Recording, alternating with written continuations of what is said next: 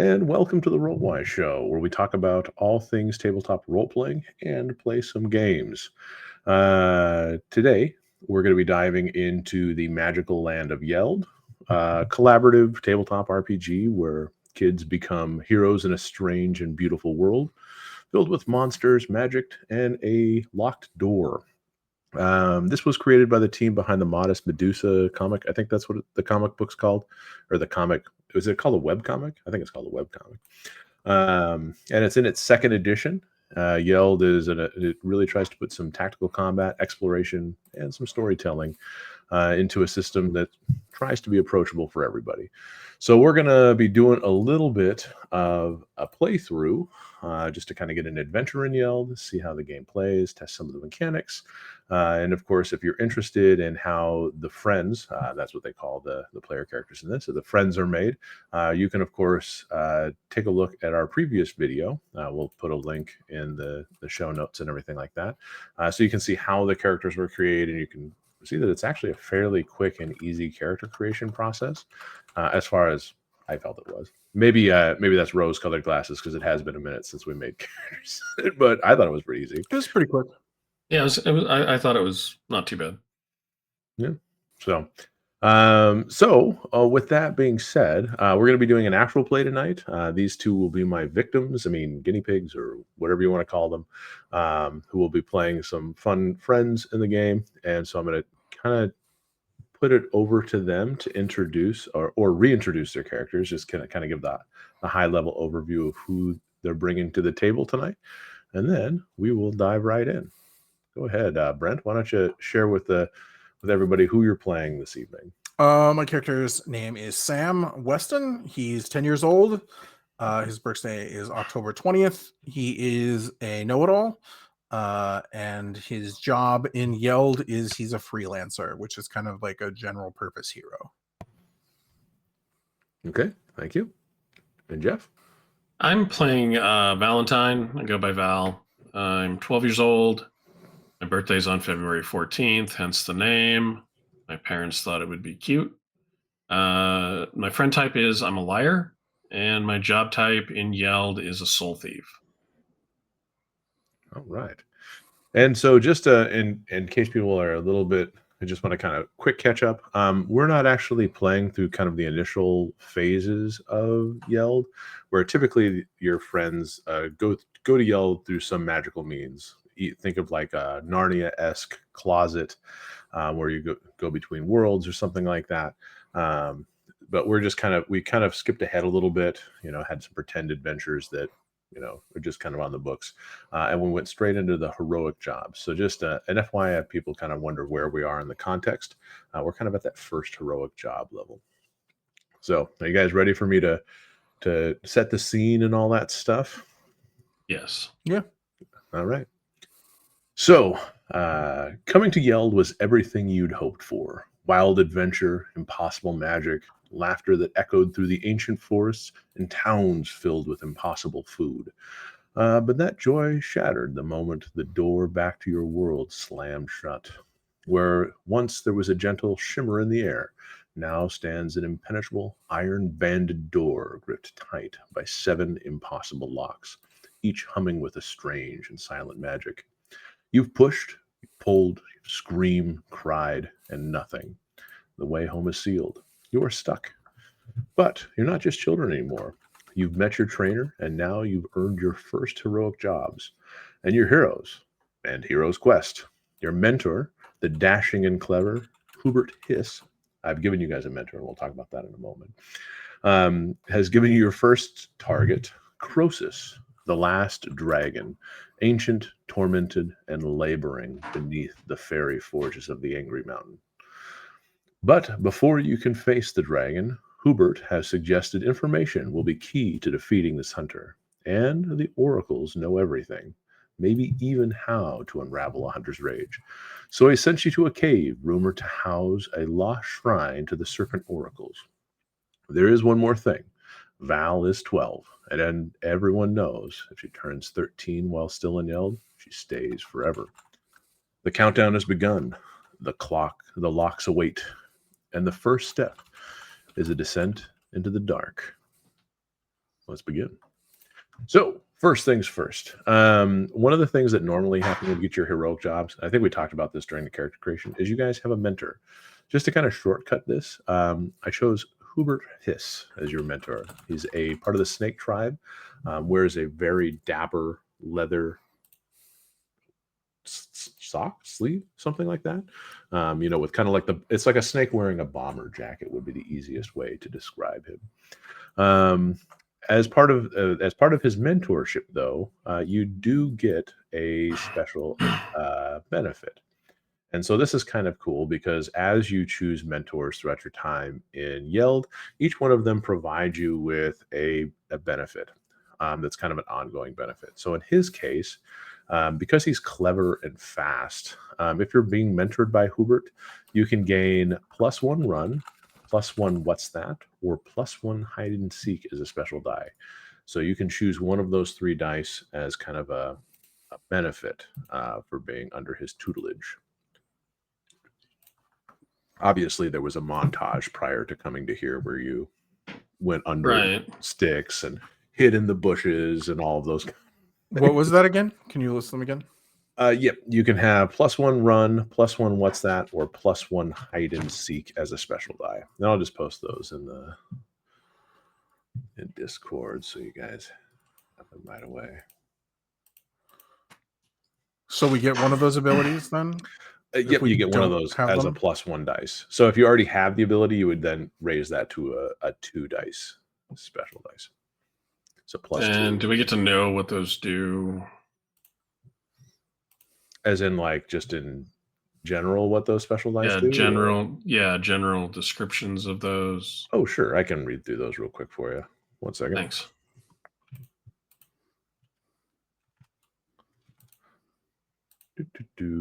So, starting with run. Oops, went too fast. So, run. I did go too fast. There we are. Run far and fast. Add to a brave roll when trying to outrun a monster or get somewhere fast. During a fight, when you move or dash, you may move a number of extra spaces equal to your run dice. That is both a challenge and utility. What's that is a thing that allows you to notice stuff that others may miss. You add to a smart or brave roll to spot an ambush, discover a clue, or hear a whisper. As an action during a fight, add to a smart or brave roll to discover a target who has used hide and seek. If your roll is successful, your target is immediately placed on the action board in a space next to you. The target resists that by rolling brave and hide and seek dice, and that is a challenge. And then last but not least, you have the hide and seek special dice, very much a sneak around one. But hide and seek is hide from sight. Add to a brave roll to sneak past monsters, hide in the shadows, or remain unseen. Hide before a fight. Before the first round of a fight, you may choose not to be placed on the action board. This will not participate in the first round of a fight. Instead, you can choose to reveal yourself and be placed on the action board at the beginning of any later round of the fight. Then, of course, you second or third rounds, depending on what you choose, you would be placed on either the edge or any space. I'm gonna take hide and sneak, Mike. Okay. I took run. Okay. All right.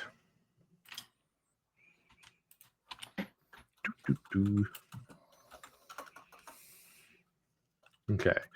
And so just to clarify one thing I mentioned in the intro, just for other people that are there, age does play an important part in how your characters are created. Age giving you either special or recovery dice.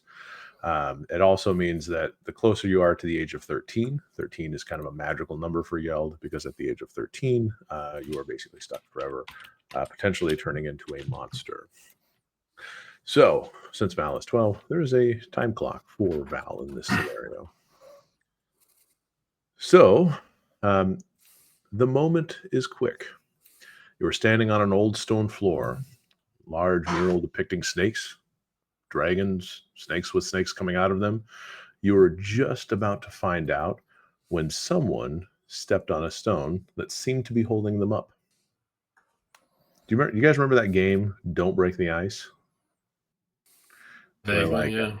where you had that penguin who hit various ice, then you kind of hit the ice with a hammer, and then everything kind of shattered down. Well, you're kind of doing that right now. A There's also stone floor. the scene from Indiana Jones where he has to spell out the letters, and if he steps on the wrong one, the floor falls away. Yeah, it could be that too. Yep. So you're just kind of falling through the floor at this point. And you're kind of, that sensation of falling. How do you guys react to falling? Are you guys good at falling, bad at falling? How do you guys feel about that?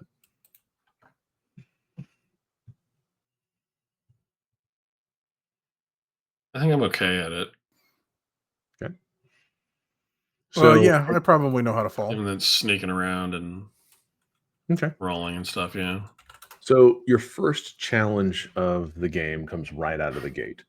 Now, falling from this height, you can see, other than the initial shock of just kind of having the floor go out from under you, in a split second, you can see that you're falling to a floor below you. At this point, you can make a strong roll, and you can add jump or any other special dice you feel you can use to increase your chances of succeeding here. And this is going to be an effort challenge. So, and I'm going to try to explain terms as they come up. But an effort challenge is basically not necessarily whether the friend succeeds or fails, but how much time, energy, effort, or suffering the task will entail that you are performing.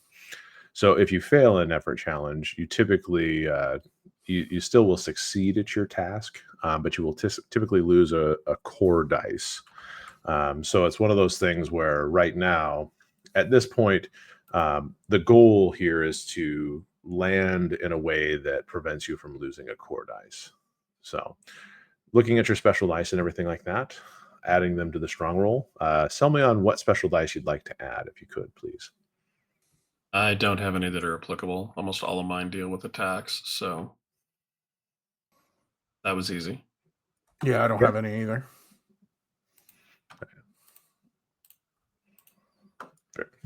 Now, this would be a time where I'd say think outside the box and all that stuff. So if you had any you wanted to sell me on, that's totally fine. I might engage if you chose run or something like that. I don't think either of you did choose run. I took run out of the last few, but I don't know how run's going to help with falling. Let's think about this. Think about ninjas. This is the magical world. Invent stuff. Runs across the rocks like they're like some anime character or something like that. It is a high magic world. These kind of things and your heroic things do apply.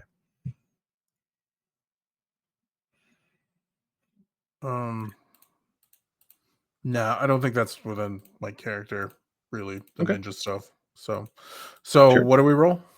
So in this case, you are going to roll strong dice. So I believe you may have either one or two strong dice. 2 for you. So roll your strong dice, and your goal is to beat a number that I've set. 8. And we're rolling, are these D6s, D8s, D10s? D6s. What are they? D6s? This game is entirely D6s as far as I've seen. There may be something that's not a D6, but I didn't see it. I rolled an 8. Okay. I rolled a 4. Okay. So when you are doing a challenge,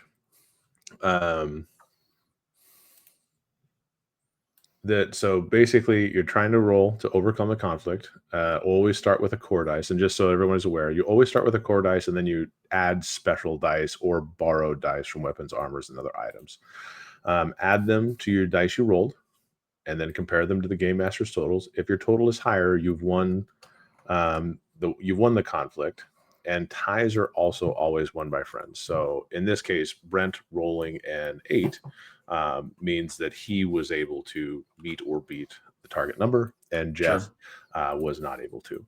So as part of this challenge, Brent, you're going to narrate how your character has more gracefully fallen than Jeff. And then Jeff, you're going to describe how you lost your first tough dice. I believe that's what I had it listed as. Uh, tough dice, yes. Okay.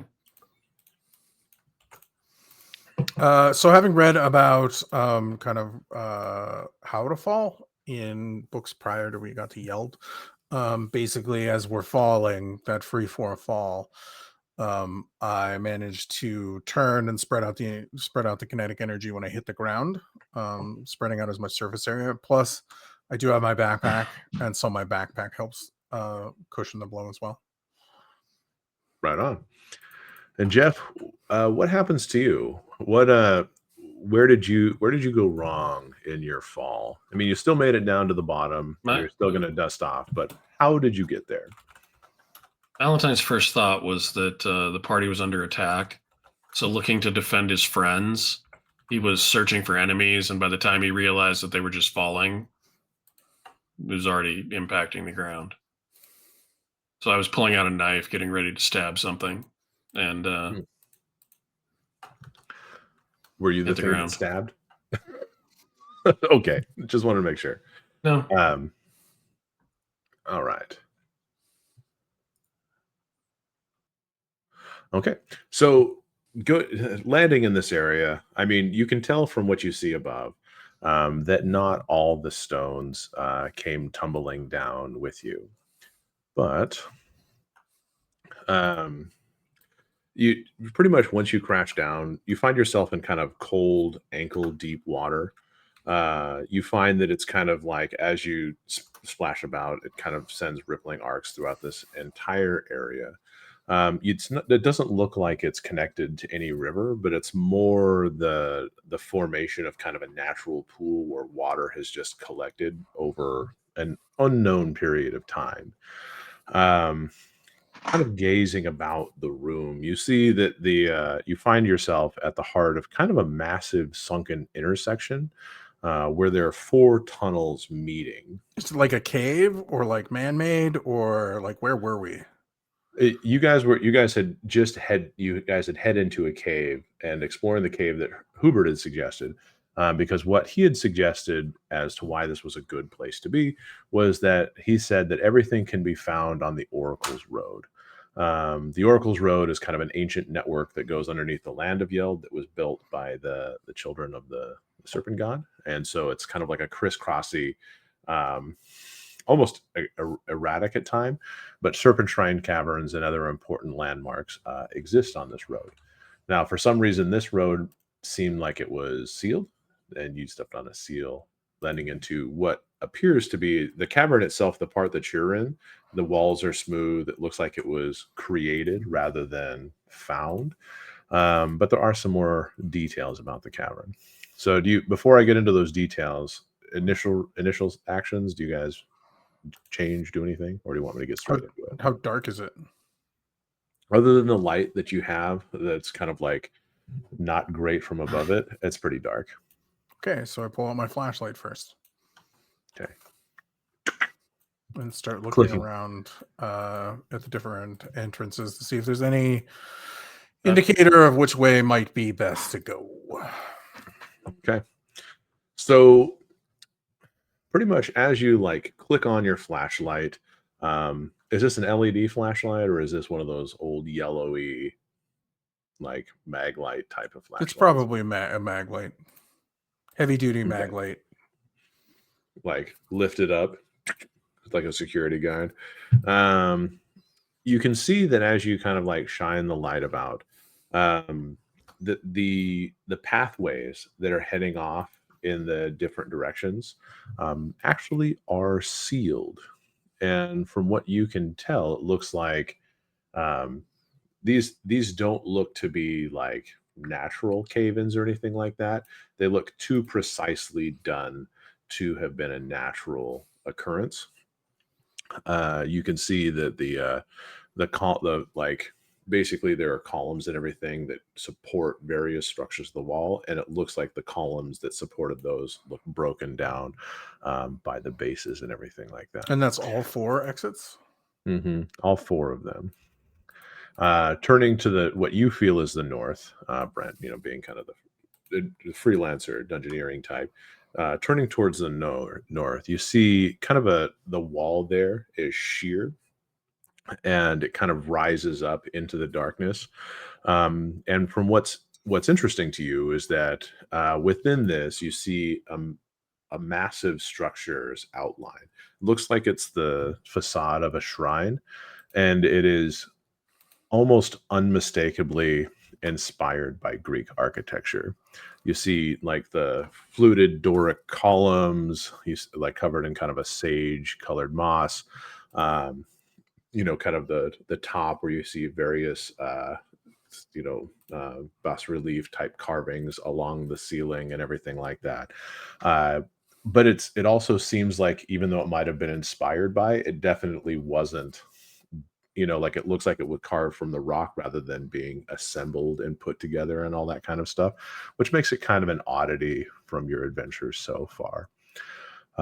Behind the Doric columns and everything like that, you do see that it kind of is there's kind of a depression in there, and towards the center you can kind of make out something that looks like it might be a doorway or an entranceway into the shrine structure. Okay. Well, I help Val up and suggest we go look there. Thanks. Okay. How deep is the water again? Ankle deep? Yeah, it was about ankle deep. Okay. Yeah, and the water itself looked pretty clean, from what you could tell. Yes, I've had my bath for the week. Is it running? Like, is it running from somewhere? It's just stagnant water, but it looks clean. Mm-hmm. It's very strange. I mean, it could have flesh-eating amoeba in it. I've read a lot of news stories about how ponds are super dangerous in some parts of the country. So, but ponds usually aren't clean. They usually don't look clean when they have flesh-eating amoeba in them. That's true. So yeah, we'll head over to the shrine and start looking around that to see if there's a way out. Okay. Looking up top, I mean, not to say that it would be impossible to go out the way you came. It just seems like it could be a bit of a challenge to scale back up to the ceiling. But what you do see is, once you kind of go like through the Doric columns and everything like that, that the walls themselves are carved in astonishing detail. Elaborate, the bas relief tableaus are just like extending out. You can see a procession. That's a hard word to say for some reason. Dragons kind of arcing from one edge to the other. And you can see that, each of these dragons is really quite distinct in terms of their carving. Like painstakingly detailed.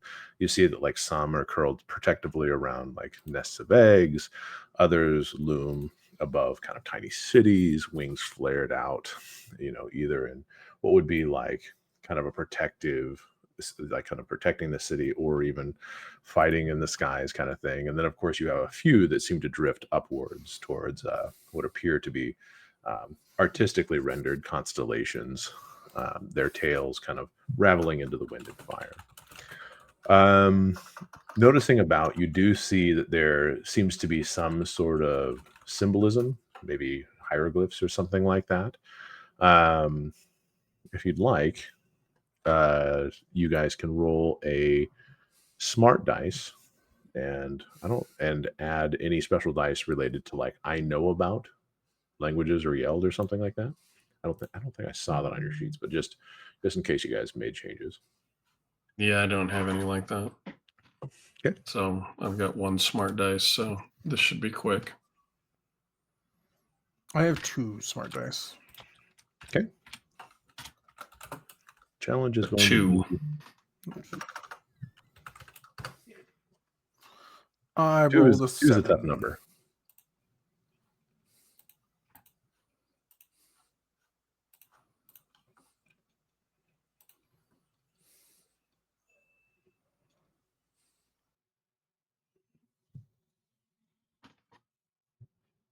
Did you hear what I rolled? I didn't. I'm sorry. It's a 7. Okay. It looks as though, based on your adventures so far and what you've learned under the tutelage of Hubert, It doesn't seem as though these hieroglyphs are making any sense to you. Um, you you kind of see that they're, in addition to the dragons, you do see there are other sections where there are like carvings that are depicting like giant serpents, smaller reptilian humanoids that have like snakes for hair. Um, but among them, like you see fairies and all that. But it just seems to be like there's more artistically, just more artistic work in that. The hieroglyphs don't seem to trigger any type of understanding or clues as to what the large murals could mean. In the center, you do see kind of a round door that looks like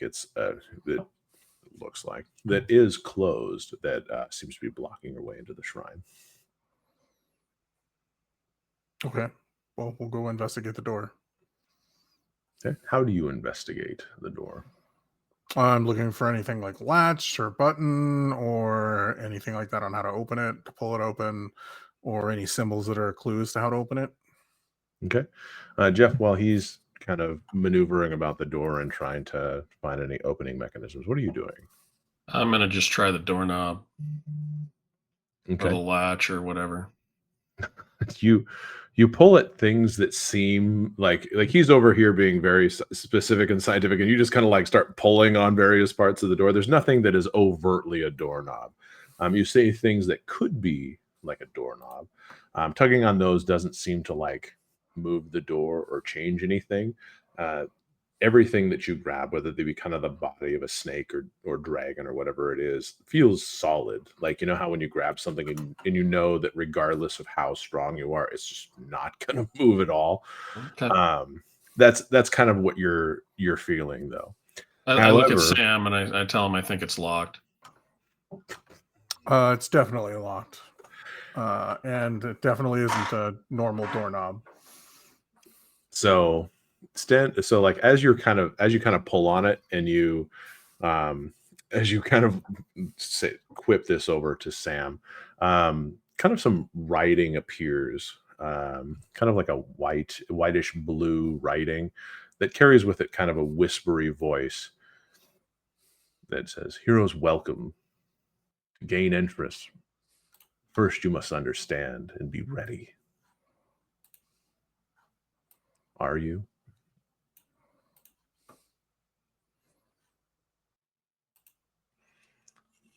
I look at Sam. I say I understand a lot of things. Sure. And so And then I say I'm always ready, and then under my breath for a fight.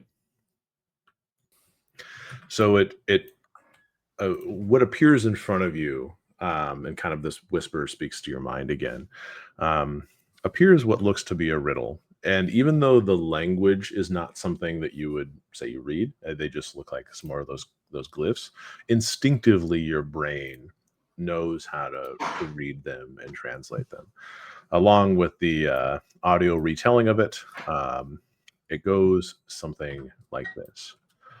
First we're few, then grand we stand, crowned in ash, shaped deep by sand. When the last song sung and none remain, what is lost yet comes again. Dot, dot, dot.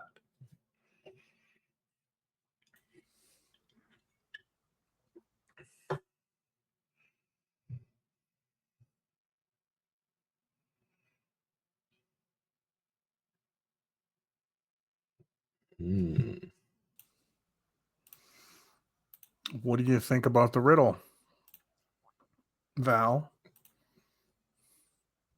It's definitely a riddle. What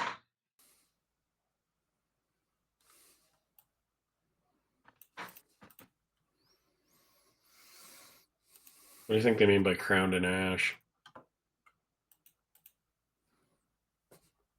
Sam just shrugs and tries to look at the wall to see if there's any clues as to what the riddle means.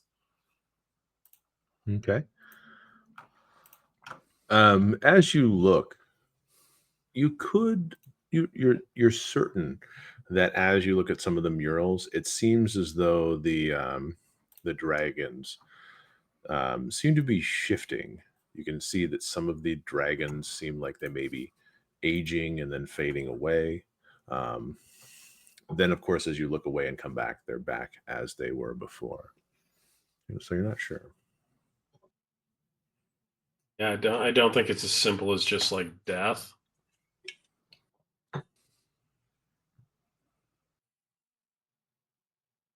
So this, since we're going to go Who Wants to Be a Millionaire style, you can say what your answer is and then final answer.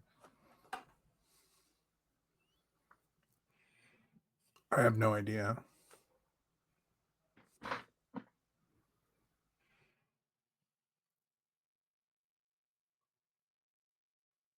I mean, everything is obviously some sort of stand-in for what they actually mean. So it's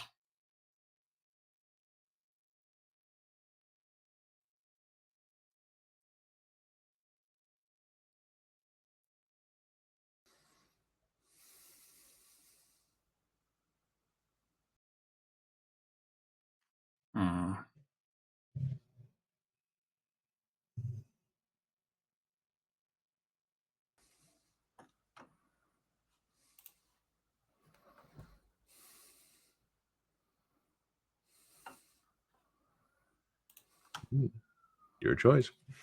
yeah, I don't honestly even have a guess. No, really? Not even a single guess? No, I have no idea.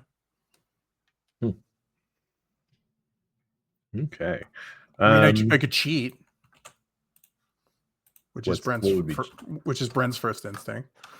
What is cheating? Is that one of your skills? Google. Oh. I mean, sure, if you want to. I don't know if they have Google in the land of Yeld. It's not my Yeld character that's figuring out this riddle, though. That's true. That's one of the issues with puzzles and role-playing games. We've talked about it because it isn't the character figuring it out. I was going to say a tree. It's very much the player. Because trees grow back, but I don't know what crowned. I don't know what crowned and ash means.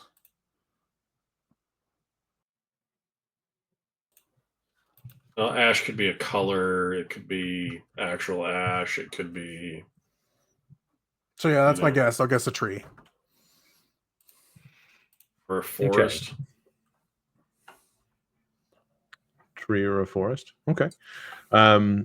So basically, as you kind of like say tree or forest, the words go away. You can see that the door, like the dragons start to disappear, and you hear the locking mechanisms, and they say, you say you must be tested. And as the door, basically you hear like that, as you can see the dragons kind of disappearing, you hear like the chunk and mechanical and everything like that. Up springs what looks to be a giant phantom snake. We're going to go to combat. Okay. So I don't think it was a tree or a forest. Okay. So it doesn't seem know if it mattered, but it doesn't seem as though that's what Sam says. Anyways. Well, there wasn't, how like you have games that tell you, like I think it's Zelda, tell you when you like solve a puzzle correctly. You didn't get any noise that was like a gentle set of musical notes or anything like that. So fights. You guys see this giant snake coming up. This snake looks different than what you're used to. It has legs?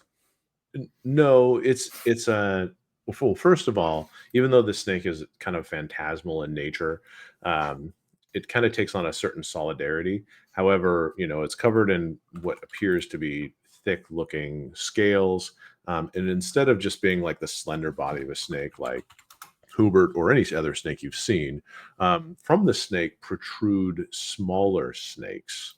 And in this world in Yeld, hydras actually are snakes with snakes coming out of them. They're not just like the multi-headed lizard. Yeah. Yeah. But instead they are snakes with snakes that come out of them, which leads to some interesting questions about, well, what happens to those snakes? But each of the snakes that come out of its body, which you see several of, those don't seem like they're fully formed. The only thing that has any sort of material body that you can tell is the main body of the snake. And of course, as the door is opening, the snake just kind of like comes out, and it opens up its jaws, and it feels real. The roar that comes out of it, kind of defiantly challenging you to try to enter this temple. So, so now just to kind of go over combat, because it is going to attack you if given a chance. Turns are divided into two parts. You have an action and a move. Friends and monster can always both take an action and a move during their turn in any order. So one of the things that I was debating is whether or not we would use the chessboard approach. Maybe next time, if we find that it works better that way to do it, we can go that route. But I had kind of felt that we would try it just kind of theater of the mind like we do most of our other games for now. Now, actions are basically like you can attack a monster or friend, cast a spell, dash, use special dice, use a ghost action as a ghost, make a restore roll as a ghost, or bank an action. I'll post those in here. And then, of course, if at any point you feel like you would like to go instead, or like a monster would like to try to go, they use the ability, excuse me, to perform an interrupt. So, so during a fight, friends and monsters will take turns. And I believe, the taking turns part, I think that you actually go... Yeah, here it is. When you start a fight, whenever a friend announces they want to take an action against a monster, or a monster announces they want to take an action against a friend, whichever friend or monster speaks first gets to take the first turn. Now, because we're kind of explaining the rules and everything like that, that's not a standard initiative process. So I'm going to kind of let you decide who wants to take the turn first. I want to use lightning strike. Okay. I was going to step back and let him go first anyway, so that's perfect. Let Val go All first. Right. And so just before we get into that, after the first friend takes a turn, they choose who gets to go next by selecting either another friend or a monster. They must select a friend or monster who has not yet taken a turn this round. And once that friend or monster takes its turn, they will choose another friend or monster to take their turn. This continues until each friend or monster has taken a turn. Okay. Okay. All right. And so, go ahead. What are attack rolls? So, strong, tough, brave, smart, what? Well, it can depend. Your choice of special dice might alter your dice selected. But in general, the attack roll is made by rolling all of your strong dice, any strong dice borrowed from weapons, and then, of course, any special dice related to like combat or utility. So in this scenario, since you have a strong of 2, you have lightning strike. And what was did you get you should have like a knife or dagger or... I have a sword. The daggers are thrown, actually. So I have a sword and a dagger. Okay. And so whatever borrowed dice you can get from the sword, that would be effectively your attack roll. And then from my side, I will roll a defense roll. Okay, so that consists of tough dice and armored dice. Swords are melee weapons, usually provide strong and brave dice. Okay. I forgot that it might have that. How do I know how many dice it has? Do you just have like a standard rank 1 sword? I have a sword that's whatever rank I am. Okay. So we're saying it has 1? Yeah. So if it comes in, if it basically said sword. Then It says swords provide strong and brave dice, so one of each. okay, so a rank 1 sword would provide 1 strong and 1 brave dice. Okay. So in that So scenario, my have understanding two would be from- that you would just add the strong dice. Okay. So I have 2 from strong, 1 from lightning, and 1 from the sword, so 4 dice. Okay. Correct.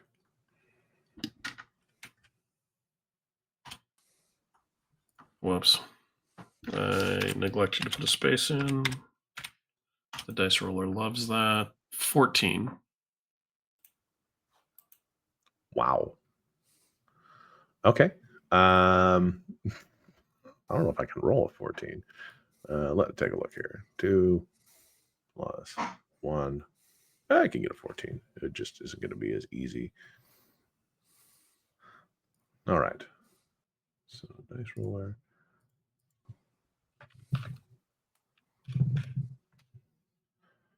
Not rolling like that. I'm not.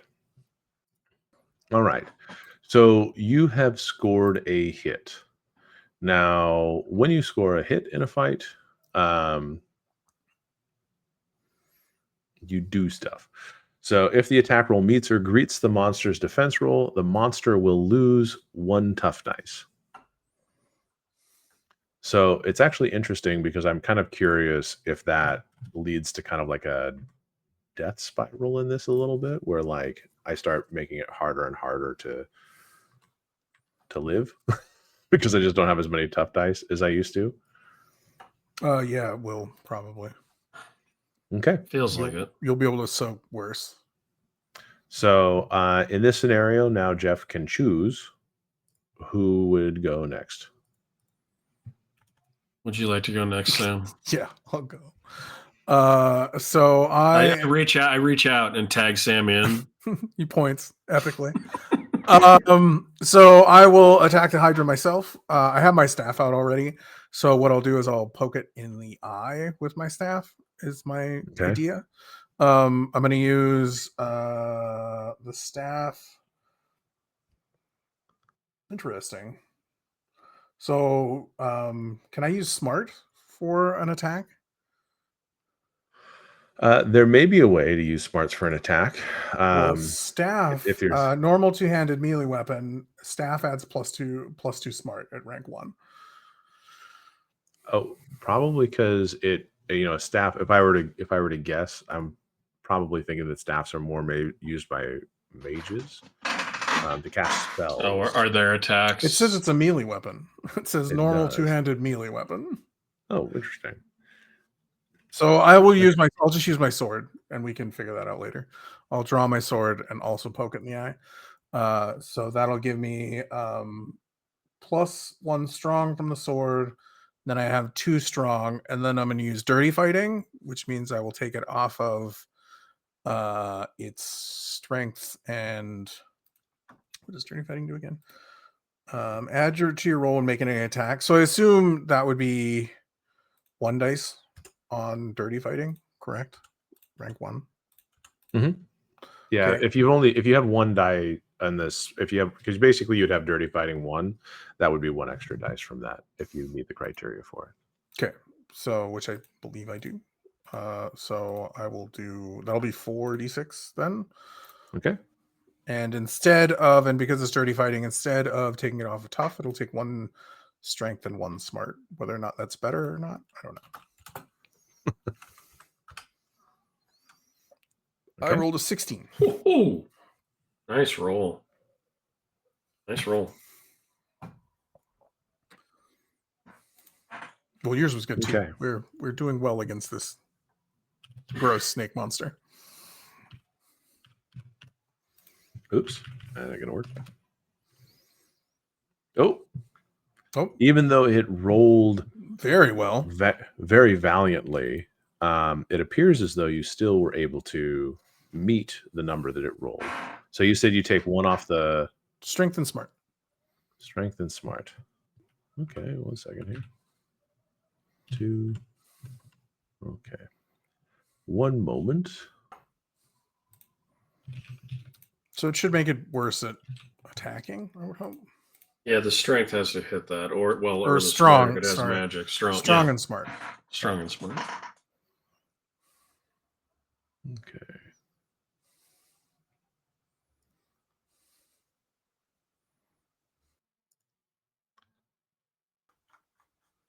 Okay, so this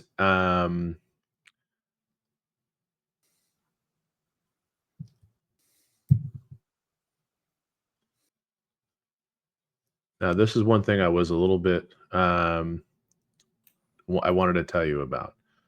So I'm not sure if this would be something that would be as successful for you guys because there's just two of you, but there is something called the action chain. So after completing your turn, you can choose next friend or monster to take the next turn. If your action was successful and you choose a friend to take the next turn, and you create an action chain. The action chain continues as long as each friend is able to make a successful action. The action chain breaks if that friend fails their action, takes an action that cannot result in a successful roll, or if a monster interrupts the chain. The chain stops if a friend chooses a monster to take the next turn, but does not break. The action chain always ends at the end of a round and can't carry over to the next round.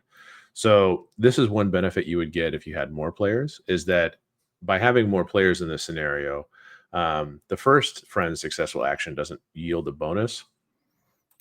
So the second friend's successful action triggers the action chain, and that all friends that are part of the action chain will roll 1 extra dice on all rolls for the rest of the round until the action chain breaks. Then the third friend's successful action adds 2 extra dice, then 3 dice, then 4 dice. So having a larger So Brent party should have had even one more dice to roll on that one? No, because your first bonus, your first bonus only comes after the second friend's successful action. Oh, okay. Yeah, see, I didn't, when I was reading it, the way it was written, it sounded to me like as long as you kept hitting, you could have 47 attacks in one round because you just keep passing it back and forth to a friend. It didn't say a friend who had not yet taken an action. Oh, yeah, that's because basically each friend gets in one round one one action and one move. So unless there's a way for you to, so it's the monster's turn, right? So at this point you would have to select the monster, and then that would end the round. And but I can use excuse me and interrupt him, right? You would use excuse me.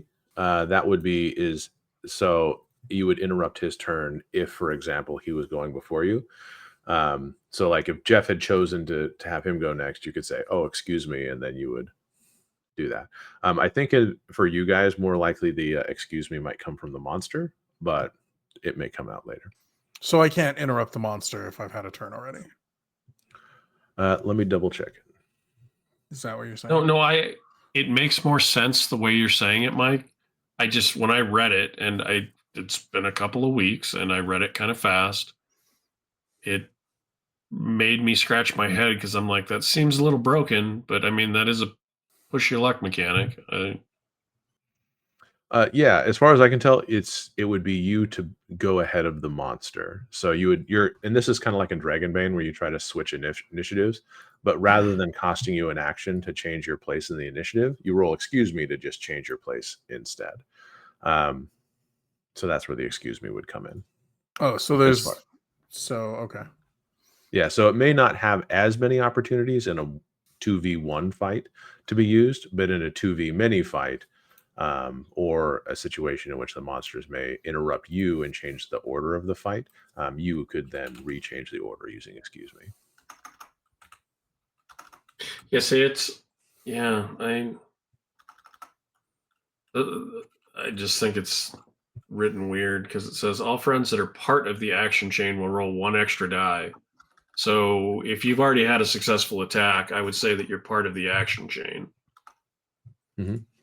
Yeah. And so it sounds like you can keep giving your friends turns even if they've already had one, which feels broken as hell. So I doubt that that's how it is, but the way that it's written, I find confusing. Yeah, because the way that it's written in the starting a fight and taking turns is it means that each friend and monster has taken a turn and the round ends and the next round starts. So I think that also means you can't use excuse me to lengthen the chain.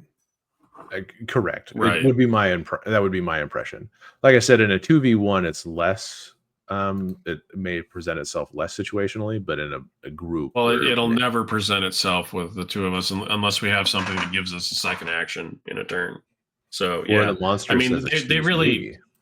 it really feels like they expect you to have 4+ people playing this as the party. Could it may work? It may seem like some of the mechanics work a little bit better with some. Yeah, of the and things that's there. fine. Combat's will be We're faster. playing with 2. That's for sure.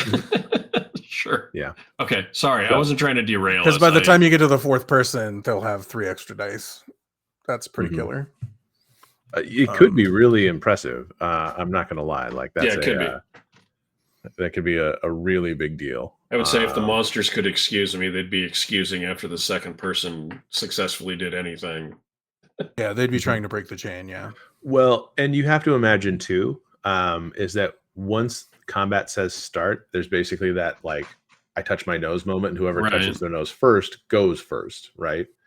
And then that's when the start of it happens. So if we weren't doing this kind of introductory battle where I gave you first, I could have been like, "Oh, I'm going first," and then you could have then used "Excuse me, Brent," to reorder the chain. If that Right. Because there's almost no reason why the GM wouldn't go first every time. Because he knows when he's going to say, it's combat time, go. I'm going first. That does seem to be a minor. I think there might be like a way that you could do that better. Like whoever grabs the chip out of the middle, or you know what I'm saying? Like I don't know. There's probably. I mean, touching your nose is almost the best, but the GM still has to say no, or GM still has to say go. I'd say that's a flaw of the system because the GM could game it to where they could go. I say go, and the monster's using ferocious attack. Go, my turn. Okay, so that's fair. I think what the idea is, you're not going to do that probably as a GM, but just saying it could happen. Well, it could happen by accident even. How long do you hesitate? Half a second? 3/4 of a second? Nope, the players didn't say anything. Monsters are going. Yeah. Maybe. I mean, that could be it. Like if you have a very indecisive group that like all of them are looking, and then the GM just kind of goes, "I'm gonna go," like kind of sneaks it in there. Well, I don't know. Excuse me would be very important then. Yes. Yeah. So like I see situationally how it could come up, but because of how we initiated this fight, it doesn't seem to come up as and that's all. That's fine. Yeah, I think. All right. It's all good. Let's go. Trip. Okay, back to the combat. The giant war hydra snaps back, even though it's made of like what feels to be this phantasmal jelly. Like you feel like you cut into it, and it just like it still separates the armored plates and everything. It almost is like you're fighting like a tough ooze or something like that. However, you can see that it's like reacting to the damage that you're doing to it. And so what it does is it kind of looks at Jeff and it twists its body using its massive snake tail. It whips it about, trying to take out your legs in a trip. So Brent actually did help this situation because this was going to be a good move for him. But since he took away one of his strong dice, he still only gets to roll 3 dice. Now for you, I did something. You did. You actually made his trip more difficult.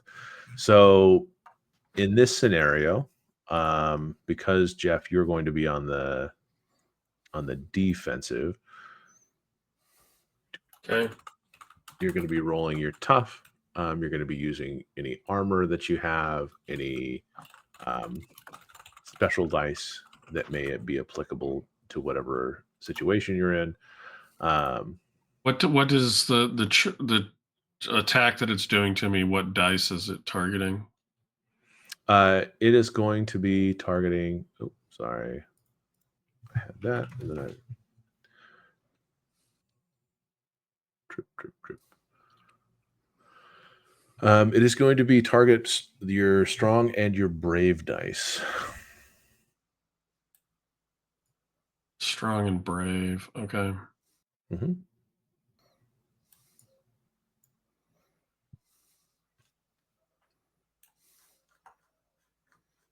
Okay. Okay. Yeah. All right. So I'm going to roll my 3d6.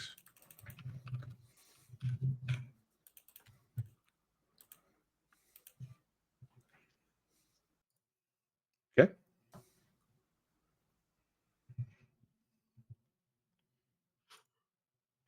And so it's targeting my strong and brave.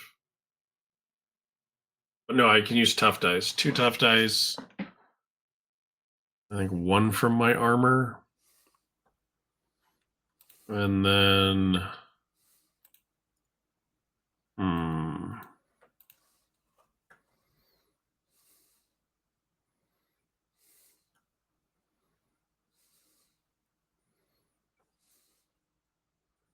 And then, yeah, I guess I'm rolling 3d6. Okay. 10. Oh. So again, ties go to the friends. That's all I can say. So how do you dodge this massive hydra tail whipping about? I think it was too big to be as quick as the Hydra wanted it to be. And so I feel like he telegraphed it a little bit. And, wanting to redeem myself a bit after the, fall into space where I crunched down. I was prepared for something. So I just kind of kind of leaped over it, did a little parkour kind of flip. Oh, nice. Perfect. So the tail whips out, boom, slams into the stones where you were. You obviously did a very acrobatic leap over the tail, putting yourself into a great position for the next round. Jeff, you were going first. Now, I'm going to use combo.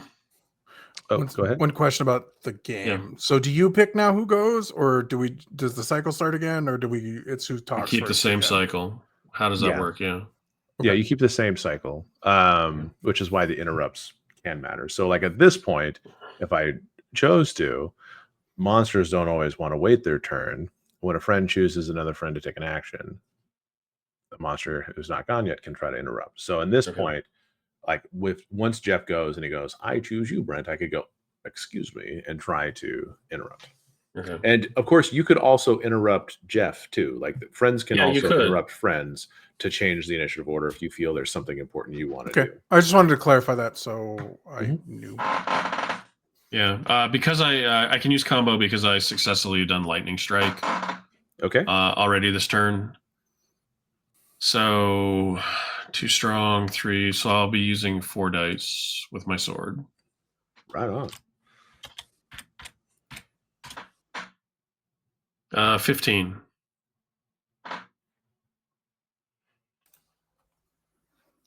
Another good roll. That is a good roll. Those ones keep sneaking in there on you, Joe. That's unfortunate. They do. 9. So describe to me kind of like how your combo looks in this scenario. As I flipped over the tail, I had the sword out already and I came down ready to use it. And so in the moment that the Hydra, was a little out of position, ideally, I struck, I kind of comboed with the defense there. Okay. And so struck into its torso. Like one big slash kind of strike. Yeah. Okay. You go through what feels like the body, and it just much like a hot knife through butter. You cleave through the phantasmal War Hydra's belly. The War Hydra shimmers and changes, and you hear that voice in your mind. Through strength of arms, you may proceed.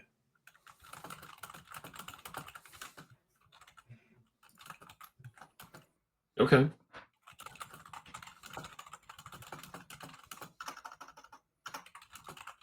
I think the combat was easier than the riddle. Combat was definitely easier than the riddle. So, Bravery. We did it. Yay. Okay. I sheath my sword. I still have mine out. I'm not in a trusting mood at the moment. I sheath my sword because you still have yours out. That's fine. Fair enough.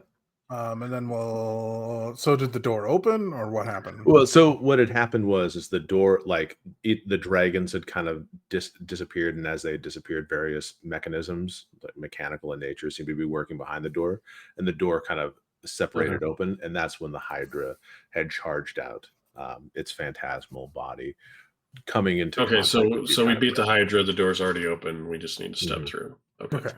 Yeah, at this point. That makes more sense. Yep. So, proceeding, you see that the inside of the inside is actually much darker than the outside, because even the little bit of light that you have kind of streaming in from the top, which is already very little, it reveals a vast corridor. From what you have, you have your flashlight, right? It seems like it's impossibly tall. The air inside is oddly still. And even though, stepping on stone typically would make kind of an echoey sound, it seems even that is muted. From the best of your estimation, you can see that the floor is some sort of polished stone like obsidian or onyx or something like that. But it almost looks like as you take a step, it ripples like liquid underfoot. And while that's interesting, it seems as though the walls seem to demand the most attention. Really, what you see is that kind of like around you, you have these almost grayish black um, surfaces that look like they should have a mirror like shine. Um, all of them go very tall into the ceiling, almost as tall as the facade that you saw outside. But as you look around, you don't really see that like they reflect you. So like below you, you see kind of the like, if you shine your light, you can actually see kind of a reflection of yourselves, like even though it's kind of muted and everything like that. But when you look at the walls, it's very much like you can see where your light might be, and you can see where your general bodies might be, but they don't actually have the same shape and form of a reflection. Um, and this is kind of your initial impressions of the areas. What do you do?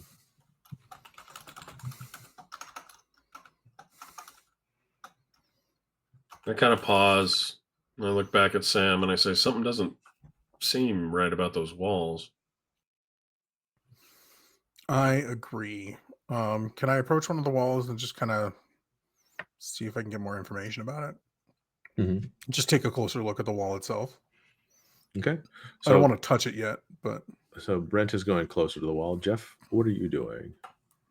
I'll stay behind him and watch his back. Like, okay.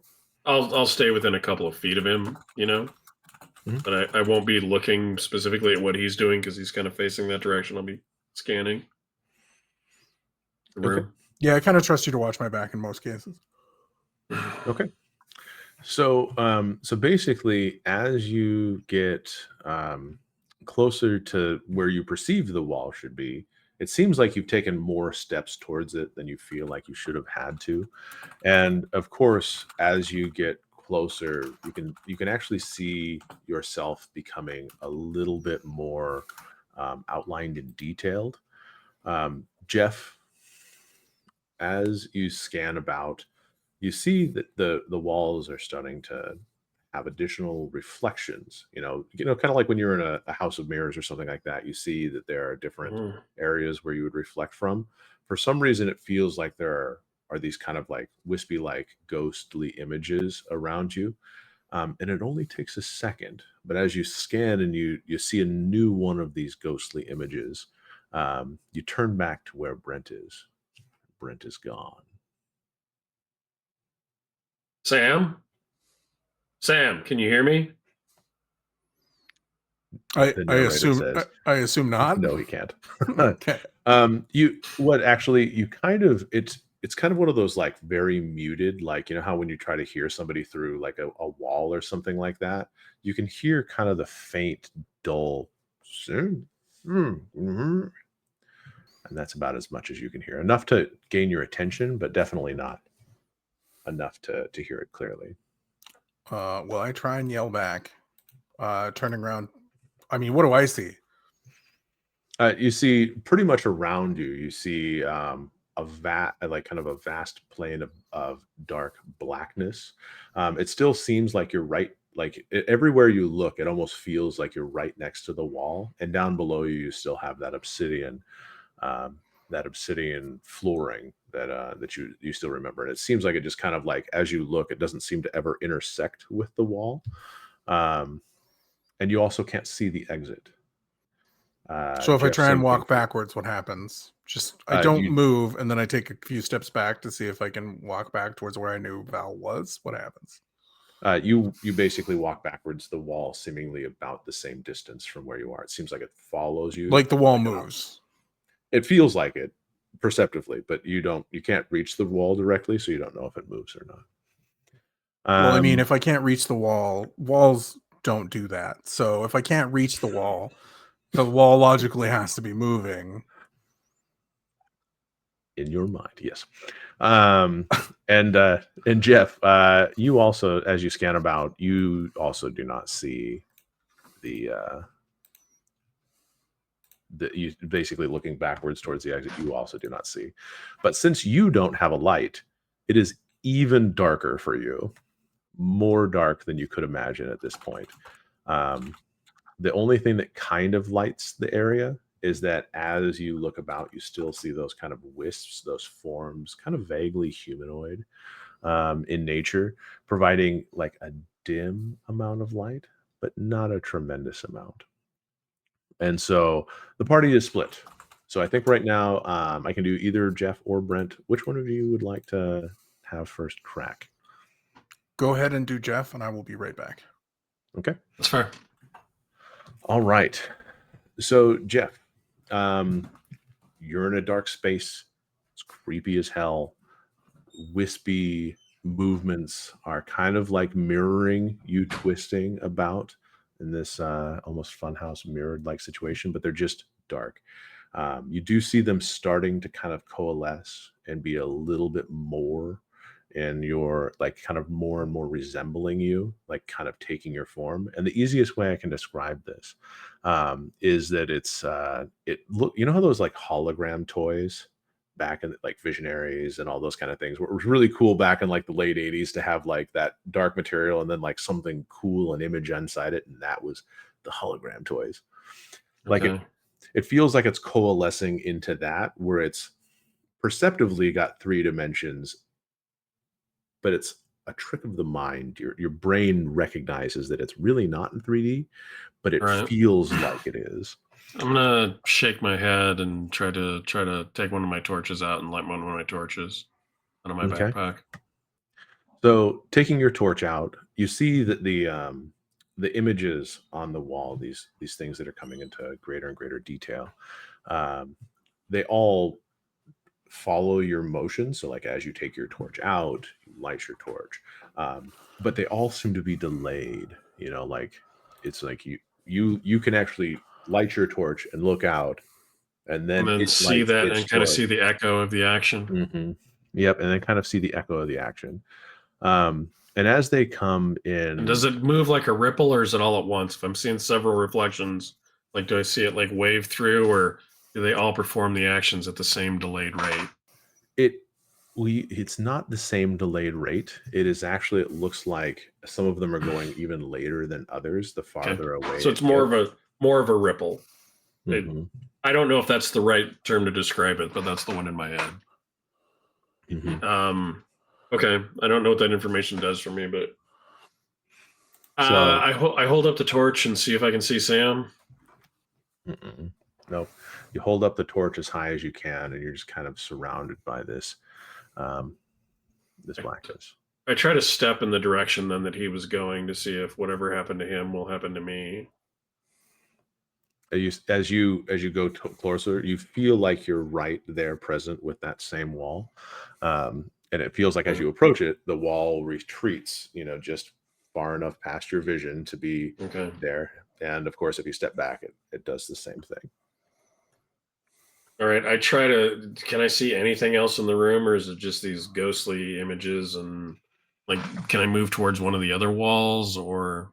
Yeah, you can move towards, and as you step in that direction, again, you see them all kind of making motions similar to what you're making. Yeah, I'm gonna try to go across the room to the opposite wall, I guess. Okay. See what happens. So as you kind of make your way across the room, you start to notice something about the wisps. Um, each of the wisps, as it starts to take on a more clear and granular form, you can tell are starting to look um, a lot like you, and they're starting to look less and less like they're doing what you're doing. So as they become more and more clear, you can see them behaving in ways that would be like stuff that you like when you look at some of them that look like they're your age. They're doing things that you do, kind of like when you wash your hands or eat food or something like that.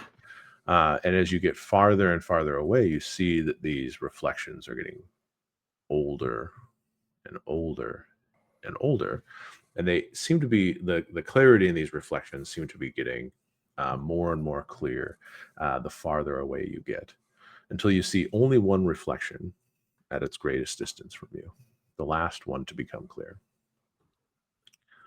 What are you doing?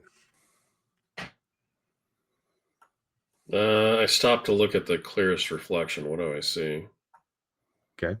So as the one that's closest to you or the farthest one? The one What do that's you the say? clearest. I think that's the farthest one. Okay. So as you kind of approach that one that has the most clarity, you notice that it looks like you, but older, maybe a little bit taller, more confident. Their eyes, however, are unreadable. They wear this elegant cloak. Within the cloak are sewn several keys. Their armor is immaculate. Their sword looks gilded, like something that is hard won or from an ancient treasure trove or something like that.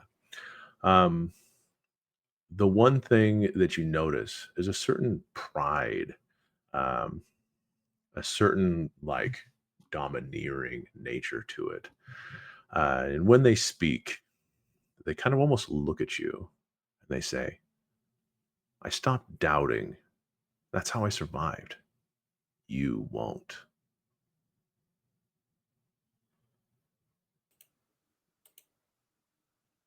That's not very nice. And it doesn't react to your quip about not being very nice. It says, "You remember the first days here because they're the last time you believed that anybody truly saw you."